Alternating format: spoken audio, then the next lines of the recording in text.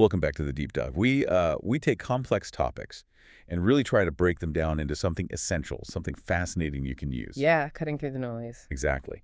And today, our mission is tackling systemic lupus erythematosus, SLE. We want to get past the symptoms and really understand what's driving it. And that means talking about autoantibodies. Mm-hmm.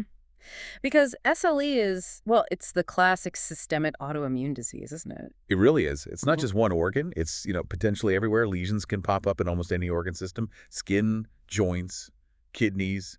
Those are the big ones we see most often. And it's not rare. That's something to keep in mind. Prevalence can be up to 1 in 2,500 people. But the really striking thing, the demographic. Yeah, that 9-to-1 ratio. 9 women for every 1 man, especially hitting women of childbearing age. It's just a staggering difference. It really underscores why understanding the mechanics is so important.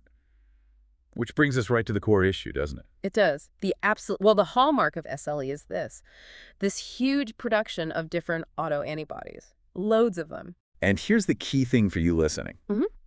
These aren't just markers that show up on a test. No, not at all. They're pathogenic. They're the weapons, basically. They cause damage in a couple of ways. Either they clump together into these immune complexes that get stuck in places like the kidney filters, or they just directly attack your body's own cells. So, okay. Our goal today is to make sense of this spectrum of antibodies, sort of map it out from the general tests to the really specific ones that guide treatment. And we have to start with the big one, antinuclear antibodies, ANAs. The starting point for pretty much everyone. Right. So let's start there. If you suspect SLE, you need an ANA test result, basically. Yeah. Why is that so fundamental? Well, because if you look at patients who definitely have SLE, virtually 100% of them will have a positive ANA test. It's like the entry ticket, It's the first hurdle. Exactly. Now, the catch is a positive ANA doesn't automatically mean lupus. You can see ANAs in other autoimmune conditions, even sometimes in healthy people, especially at low levels. But for SLE classification, it's essential. Okay, so it's the necessary first step. But ANA positive is broad. These antibodies aren't all going after the same target inside the cell nucleus, are they? Not at all. We can actually group them based on what part of the nucleus they're attacking. Think of it like 4 main targets. Okay. You've got antibodies against DNA itself, then antibodies against histones. Those are the proteins DNA wraps around. Third, antibodies targeting other proteins, non-histone ones that are attached to RNA. And fourth, antibodies going after bits of the nucleolus. And historically, the way we figured this out was, kind of cool visually, right? Mm-hmm. Indirect immunofluorescence, IFA. Yeah, IFA. It's still widely used. You basically use fluorescent tags to see where the antibodies are binding inside the cell nucleus when you look under a microscope. Like little glowing patterns of attack. Exactly. And the pattern gives you clues about the type of antibody. So if the whole nucleus lights up evenly, a homogeneous or diffuse pattern that often suggests antibodies to chromatin or histones. Okay, what about other patterns, like just around the edge? The rim or peripheral pattern. That one's really suggestive. It strongly points towards antibodies against double-stranded DNA, the anti-dsDNA we worry about. Okay. Then there's the speckled pattern. This is actually the most common one you see. But less specific. Right, much less specific. It could mean antibodies to various things like self-antigen or RNP, these non-DNA bits. And finally, a nucleolar pattern that points towards antibodies targeting RNA, often seen in systemic sclerosis too, but it's part of the spectrum. So these visual patterns were the gold standard for a long time. But I gather there's a move towards something more objective, less reliant on interpretation. Absolutely. IFA is great, but it is subjective. Reading the patterns takes expertise. So there's a big push towards using ELISA's enzyme-linked immunosorbent assays. These directly measure antibodies against specific nuclear antigens like dsDNA or SM. It gives you a number, a quantity, which is more standardized. Makes sense. Which kind of leads us nicely from the general screening to the more specific antibodies, the ones that really help nail the diagnosis and, crucially, tell us about potential organ damage. Yes, this is where it gets really clinically significant. There are 2 antibodies that are considered, virtually diagnostic for SLE if they're present. The big 2. Anti-double-stranded DNA, anti-dsDNA, and antibodies against the Smith antigen or anti-ism.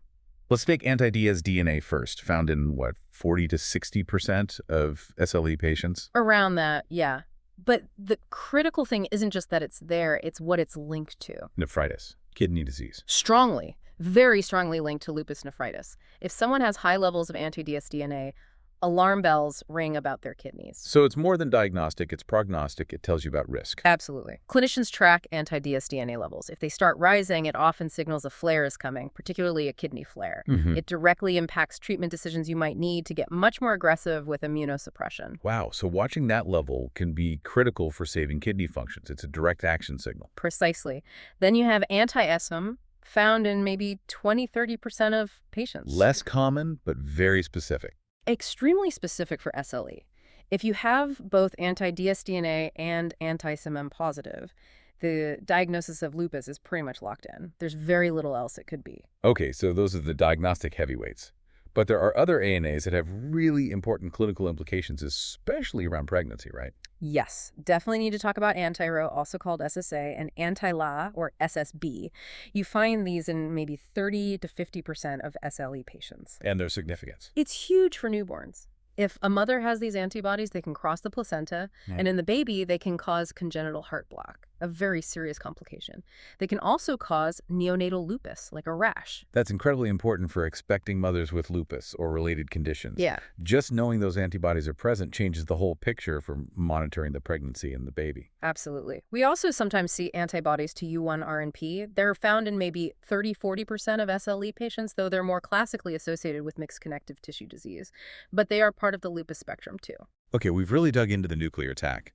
But lupus, being systemic, doesn't just stop there. It can go after blood cells, clotting factors. Let's shift to those non-nuclear antibodies. Right. So the body can make antibodies specifically against red blood cells, white blood cells, even platelets. And these antibodies, they sort of tag the cells. Exactly. The term is opsonize. They basically coat the cells, marking them as targets for destruction by the immune system, usually by macrophages in the spleen. Leading to low cell counts, anemias, low white cells, low platelets. Yes, cytopenias. It's a classic type 2 hypersensitivity reaction. A good example is immune thrombocytopenic purpura, ITP, where antibodies destroy platelets. You see that in maybe up to 10% of SLE patients? Okay. But then there's this really strange group, the antiphospholipid antibodies, anti-PL, you call them paradoxically. Ah, yes, the antiphospholipid paradox. It's fascinating. These antibodies, found in 30–40% of SLE patients, aren't directly against phospholipids themselves usually.